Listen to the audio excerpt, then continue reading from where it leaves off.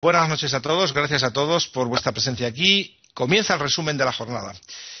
Hola, buenas, soy el gran maestro Miguel Illescas y vamos a comentar en exclusiva para Internet Chess Club el desarrollo de la sexta ronda del torneo de San Luis, que ha deparado un ganador que, como no podía ser de otra manera, todo el mundo lo esperaba, ha sido Magnus Carlsen, pero la jornada ha sido todo menos aburrida. Han pasado muchas cosas absolutamente sorprendentes y les invito a que me acompañen para descubrirlo.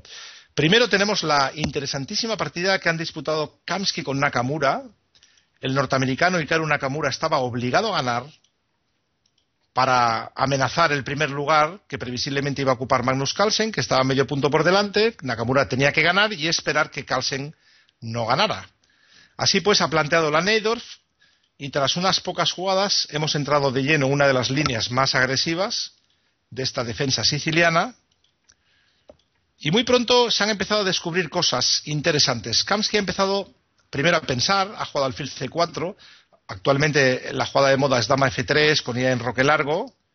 Pero las blancas también tienen muy buena estadística con alfil C4, movimiento que en su día puso en práctica nada menos que el gran Garry Kasparov.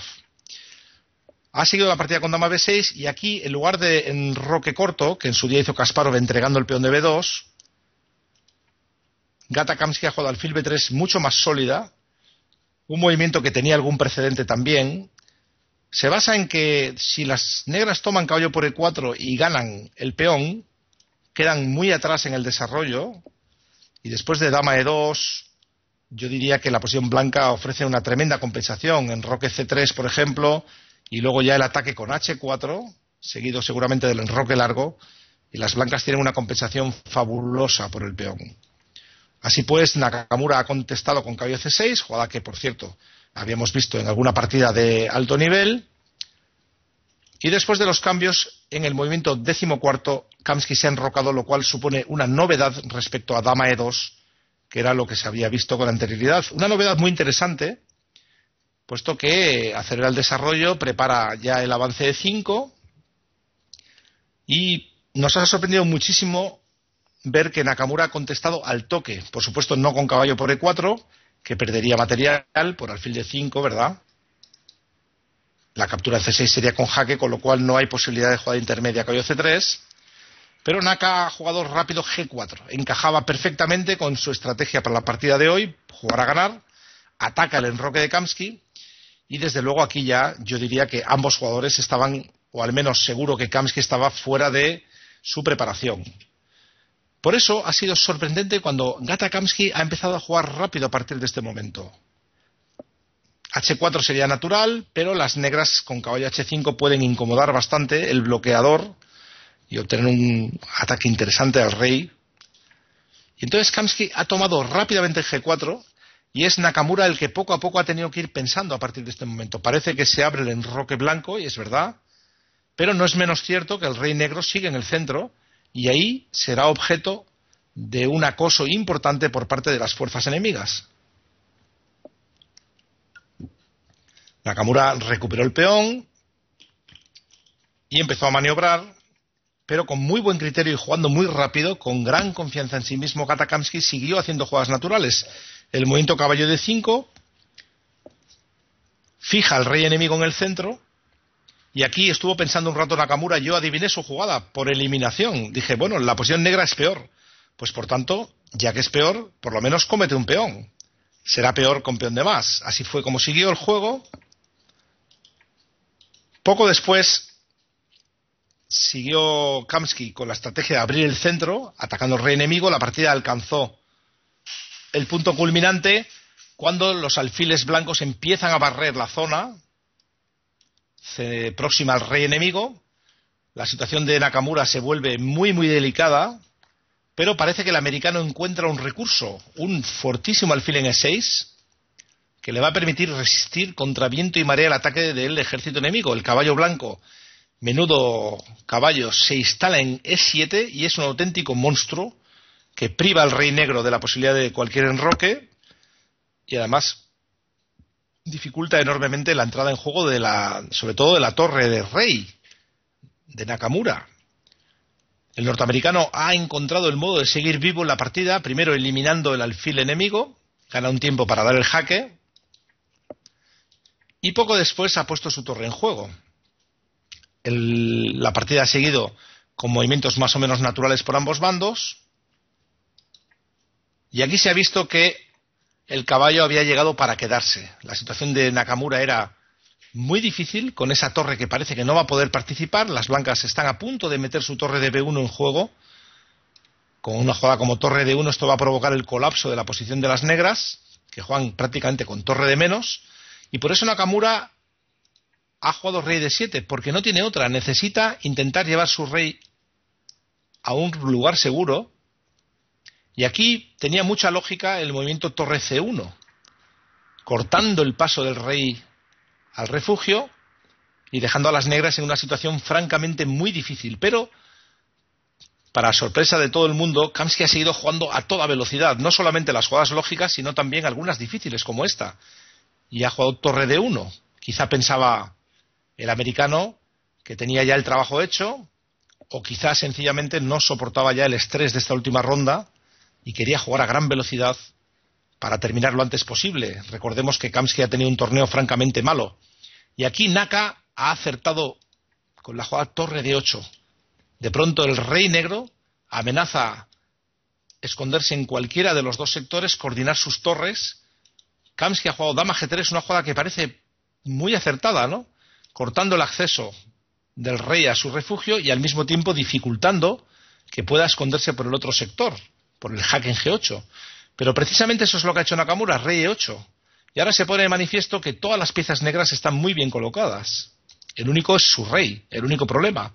Kamsky ha dado jaque, se ha repetido posiciones y poco después se ha acordado el empate cuando Gata Kamsky no ha hallado el modo de sacar partido de la expuesta posición del rey enemigo, puesto que probablemente la partida ya está igualada. El error puede haber sido torre D1 en la jugada 29, cuando era mejor seguramente torre C1, como hemos indicado. Esto dejaba en aquel momento el torneo prácticamente sentenciado, porque parecía que la partida Aronian-Carlsen iba a acabar en tablas. Perdón, Carlsen-Aronian. Vamos a ver cómo se desarrolló esa partida, que al final ha sido decisiva totalmente para el destino del torneo. Empezó con una apertura Ruy López y con un Magnus Carlsen muy, muy tranquilo, jugando de modo tremendamente sólido. Era de esperar que Aronian tratara de plantear el ataque Marshall y también era previsible que Magnus no lo permitiera. Por tanto, en lugar de la normal C3-D5, que entraría de lleno en el terreno del ataque Marshall, con el famoso sacrificio de peón, que actualmente la teoría bendice, Carlsen ha preferido A4. Esta jugada, como veremos pronto, va a llevar, después de una serie de jugadas sólidas, a un prefinal, un medio juego sin damas. Aquí vemos posición simétrica de peones en el flanco de rey, también 3 contra 3 en el flanco de dama. Precisamente estos dos protagonistas, Carlsen y Aronian, ya habían jugado esta variante en el año 2009 en el torneo Melody Amber en Niza. En aquella ocasión, a pesar de que la igualdad era total, Aronian logró la victoria con negras, pero Carlsen traía la lección aprendida y presentó esta ligera mejora sobre su juego entonces A5. En aquella ocasión había jugado alfil C4. Se supone que A5 era la preparación para esta partida. Imaginamos que él confiaba en que Nakamura no fuera capaz de ganar a Kamsky y con tablas quedaba campeón en solitario, porque el juego de las blancas aquí parece indicar que las tablas no la ven como mal resultado. Y eso era lo que todo parecía indicar. Aronian jugó bastante bien y me gustó particularmente el movimiento alfil E6. Una concepción práctica y muy eficaz, puesto que el alfil blanco es la pieza más fuerte sin duda, pieza menor más activa de este bando, dominaba ambos flancos, el peón es A6, F7 como targets, como objetivos de ataque, y entonces la jugada alfil E6, al precio de los peones doblados, elimina la principal pieza blanca y veremos cómo pronto son las negras las que logran la iniciativa. Necesitó algún tiempo Magnus Carlsen para reorganizar su posición y ese tiempo lo aprovechó Aronian para colocar su torre en B5, donde presiona el peón, defiende el peón D5. Ahora las blancas no deberían tomar, puesto que después de los cambios y el ataque descubierto, alfil F2, las negras quedan muy activas. Ahí se puede ver la presión sobre el peón D4, sería muy desagradable. Y Carlsen poco a poco empezó a maniobrar. La partida se volvió muy lenta. Parecía que las tablas podían darse en cualquier momento, la oferta de tablas. Ambos bandos tienen puntos débiles que tienen que proteger. Y aquí empezó Aronian seguramente a pensar que podía aspirar a algo más. Con sus dos siguientes jugadas, Aronian logra tomar la iniciativa. El caballo en D6 amenaza a cambiarse por el de C4, que es quien realmente da sentido a la posición blanca. Se vio obligado Carlsen a retirar su caballo, ponerse pasivo.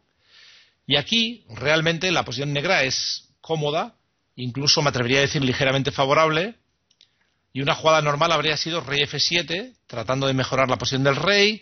Quizá luego intentar G5, H5, ganar espacio en el flanco del rey, tomarlo con mucha tranquilidad. Pero Aronian se volvió de pronto ambicioso y vio el peón de A5. Y pensó que podía capturarlo, cosa que hizo. Después de unas fintas, las negras se vieron ya en condiciones de tomar el peón, y así fue. Y ahora es cuando Magnus renuncia al cambio de caballos y deja la posición como bloqueada en el flanco de dama. Las negras quedan con peón de más, pero no parece fácil coordinar bien sus fuerzas, quitar el caballo de A5 para poder avanzar el peón. Ahora las piezas negras quedan algo trabadas y esa va a ser la tónica durante las próximas jugadas. Durante un largo rato ambos jugadores estuvieron maniobrando. Hubo algún momento bonito, brillante, como esta entrega de calidad que propone Aronian. Si el blanco toma, las negras desdoblan sus peones y luego rompen en D3, logrando un ataque formidable en el flanco de dama. Tendría una fuerte posición. Con los peones pasados lograría una clara ventaja. Evidentemente, ahora se puso de manifiesto que la intención de Magnus era esperar tranquilamente. Y la jugada caballo 1 es muy bonita, muy elegante. Maniobra el caballo. Y es elegante porque las negras no pueden tomar el peón de D4. Quizá fuera su plan. No pueden porque después de caballo D3, la torre se tiene que mantener defendiendo el caballo. Llegaría la jugada espectacular C4. Y ahí observamos la clavada que quizá pasó inadvertida para el jugador armenio en primera instancia, y después de C4 la posición negra era insostenible. Entonces Aronian se vio obligado a retroceder, a cambiar de opinión. Más que retroceder, lo que hizo fue entrar en territorio blanco. Se sucedió un pequeño diálogo de las torres y ahí podía quizá haber cambiado torres. La gran maestra que me acompañó durante la retransmisión, Olga Alexandrova, insistió en que el cambio de una torre era muy favorable a las negras. Al menos, por lo menos, le permitía soñar con reorganizar su posición en el flanco de dama. Quizá fuera así. Opino que el empate seguía siendo el resultado más natural en esta partida, puesto que la compensación es grande. Pero fue el principio del fin para Levon Aronian, cuando no cambió torres y empezó a aplicar un plan sin sentido. Llevó el rey al flanco de dama, lo vamos a ver enseguida, mientras su rival se iba poniendo cómodo. De hecho, aquí Aronian volvió a entrar con la torre, siguió con su plan equivocado de llevar el rey ahí. Digo equivocado porque no consigue absolutamente nada. Y en este momento se alcanza una situación de equilibrio total. La jugada rey A7 lo único que pretende es llegar al control. El blanco espera, el negro espera, el blanco espera. Y aquí Aronian podía haber seguido tranquilamente esperando, pero quiso hacer un amago de jugar. Y llevó el rey de nuevo para C8, como si tuviera la idea de llevarlo a F6 para romper. Y aquí de pronto vimos un cambio en la actitud de Magnus Carlsen. Hasta el momento el noruego se había limitado a esperar, pero ahora de pronto empezó a comprender que podía intentar mejorar su posición. Caballo F2, seguramente habría hecho bien en jugar torre C5, Levon Aronian presionando el punto C2 para evitar que el caballo blanco de E1 pudiera ir a D3. Seguramente en ese caso las blancas podían repetir jugadas y se habría producido seguramente un empate. Pero Aronian, quizá todavía soñando con la victoria, siguió moviendo las piezas sin ton ni son, y de pronto las blancas van mejorando cada vez más su posición. Los caballos blancos ya están muy cómodos, tienen diversos planes. y Aronian sigue moviendo piezas sin sentido y por fin ofrece tablas. Creo que fue exactamente aquí.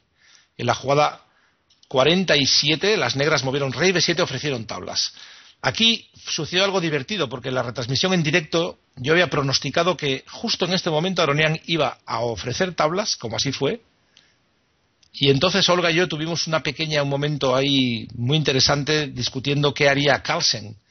Primero pensábamos que aceptaría, luego yo empecé a tener mis dudas y al final el noruego, yo pensaba que el plan caballo h3 g5 era muy prometedor, pero el noruego lo vio todavía más claro y verán que halló un plan muy fuerte que de pronto le da ventaja a pesar del peón de menos y rechazó las tablas.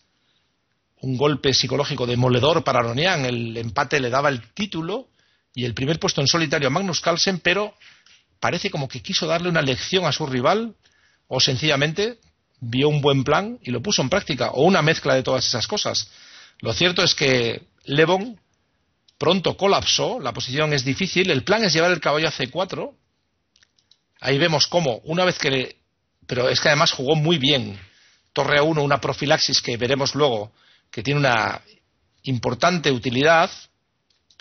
Y después del caballo c4 seguramente las negras pudieron defender mejor, pero lo cierto es que aquí ya su posición es desesperada. Después de c5, torre a6 y todo empieza a caer. Con la torre blanca en a2 podía haber algún truco b3. Fíjense qué profilaxis, qué profundidad analítica la de Carlsen, que se le veía mucho más entero a estas alturas. Aronian estaba realmente muy afectado por cómo había ido el curso de la partida. Una partida que parecía que era imposible que las blancas pudieran aspirar a algo más que a tablas. De pronto se ponía muy cuesta arriba para el armenio. Y aquí el tímido intento de contrajuego con b3, la verdad que la posición ya estaba perdida. La clave está que la jugada caballo d4 se refuta con torre a8.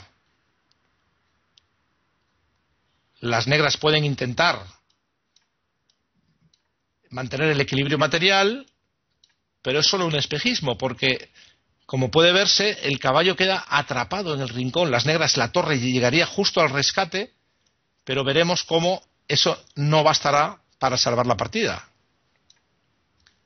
El caballo quedaría totalmente atrapado y luego las blancas tranquilamente con rey b2 lo van a poder capturar. Por ejemplo, rey f6, rey b2, torre d8, torre d1 y el caballo se pierde.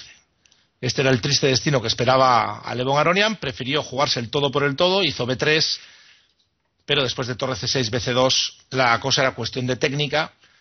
Quizá Carlsen se confió por un momento, podía haber rematado rápidamente con torre 6 y las negras no tienen ninguna jugada útil, puesto que cualquier jugada de torre permitiría torre a 8 mate. Pero bueno, la forma en que ganó Carlsen también es muy limpia y sencilla, tiene una pieza más. Aronian había ideado un sistema aparentemente ingenioso para luchar, dejar la torre de c6 atrapada, pero es solo un espejismo, puesto que las blancas rápidamente reorganizan su posición y en pocas jugadas Aronian por fin tuvo que capitular. Ahí vemos el esfuerzo agónico de Levon Aronian por mantenerse en pie. La verdad que daba un poco de pena ver cómo seguía arrastrándose en esta posición con pieza de menos, y aquí por fin ya rindió las armas, no tiene absolutamente ninguna jugada, pieza y peón de menos. Fue una partida excepcional, un resultado excepcional que puede incluso afectar más allá de este torneo de San Luis, puede afectar al equilibrio en la cúspide del ajedrez mundial. Levon Aronian tendrá que reflexionar mucho sobre lo sucedido aquí, en esta ciudad, en el estado de Missouri, y Carlsen sencillamente suma un nuevo triunfo y una dosis de moral tremenda, sobre todo por esa fortaleza psicológica de rechazar tablas con peón de menos cuando el empate le daba el título.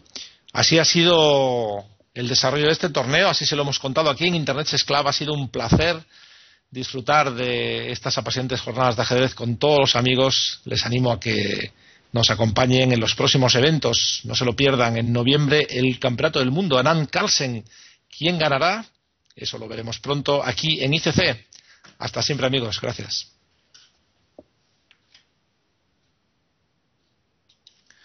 Bien, pues este ha sido el resumen y espero que os haya gustado la retransmisión. Os doy las gracias a todos por estar ahí, por acompañarnos, por participar. Sois un público fantástico. Gracias. Hasta siempre.